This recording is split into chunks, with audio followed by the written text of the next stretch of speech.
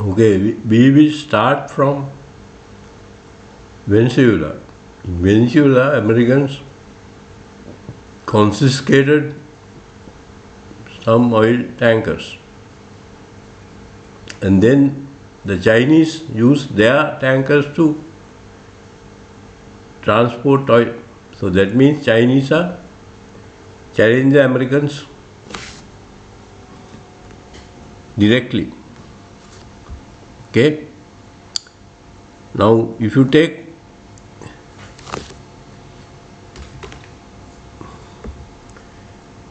Japan, Japan had quantitative easing for about 25 years, and the inflation was not high. Now the inflation has gone up. So that means they have to increase the interest rates. If they increase the interest rates, some of the money which Japanese have invested in America will have to come back, right? So as far as the Americans are concerned, a lot of countries don't invest in America because they don't trust the American system. So the few countries like Britain have invested, but Britain also feeling severe economic pressure. Now the European countries try to confiscate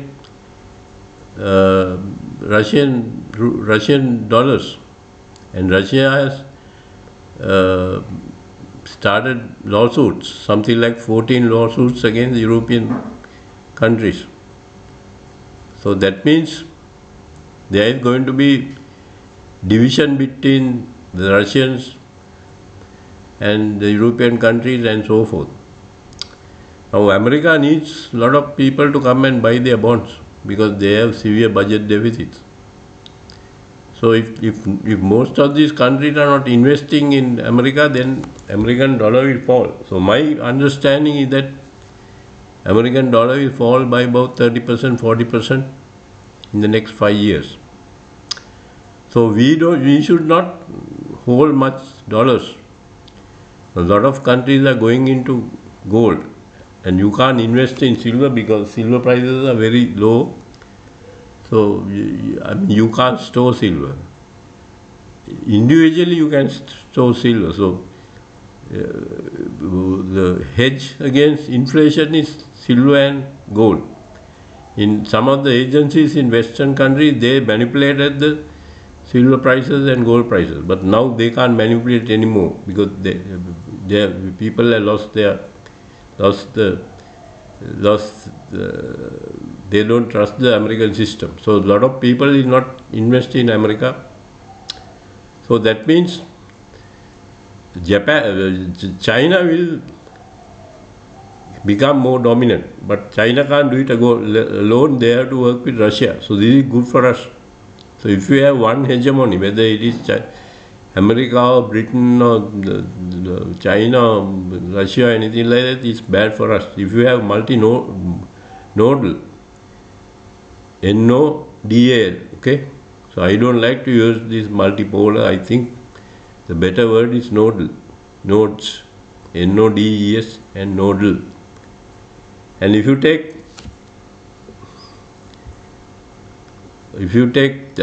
China and Russia, there is this Siberia between these two countries, and there was a video showing a Siberian tiger going into the Chinese land and also Russian land. So there is no border between the Russian and the Chinese in certain places. It's an imaginary border. So it's like there are two countries. So as long as Chinese work with Russians, it's good for us, because then we won't have this what is happening in that is a restraining force. So I don't like to have one hegemony. It's not good for smaller countries like us, right? So we have this under invoicing and over invoicing, and අපේ රටේ දේශපාලඥයන්ට එහෙම කොන්ද පන්නේ. We have to pursue this. මේවා නඩු දාලා we might have to spend a long time to pursue this money if they have broken the law. then අපි නඩු දාලා maybe we have to negotiate with these people. නඩුවක් දාලා ඕක it takes 4-5 years 6 years. Bangladesh had a lawsuit of similar kind of thing, not necessarily under invoicing or invoicing, and they got the money, but it took about 4-5 years. So maybe නඩුවක් දාලා then we have to negotiate it, and this, and you have to spend so much of money, we'll remove this. So this thing has to be studied under invoicing. If there's a lot of money under invoicing and over invoicing, and we have to pursue that legally. අපේ රටේ තියෙන අපේ රටේ දේශපාලකයන්ට කොන්ද පන්නයි. ඒ නිසා මේ මිනිස්සු කිසියක් කරන්න බෑ. ඒක කරන්න බෑ. හරිද? So we might have to change the way we do with reserves, and gold is something which can be used as reserves, right? Only thing, when you try to sell the gold in a hurry, it's a little bit difficult. Now, if you have dollars or any currency, it's easy to pay your loan. So there are plus points and negative points.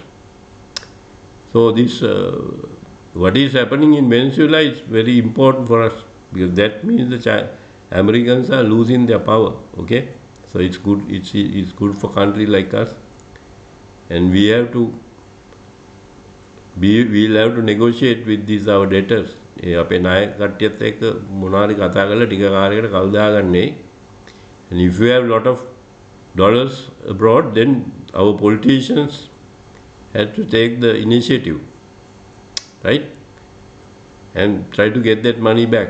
So it will take a lot of time, but that's no problem, because when we have to pay the loans also, it has been extended for 10-15 years. So even if it take a lawsuit, and say we have a lawsuit regarding this under invoicing or invoicing, and we come to agreement, say that okay, you pay 90% of the money or something like that.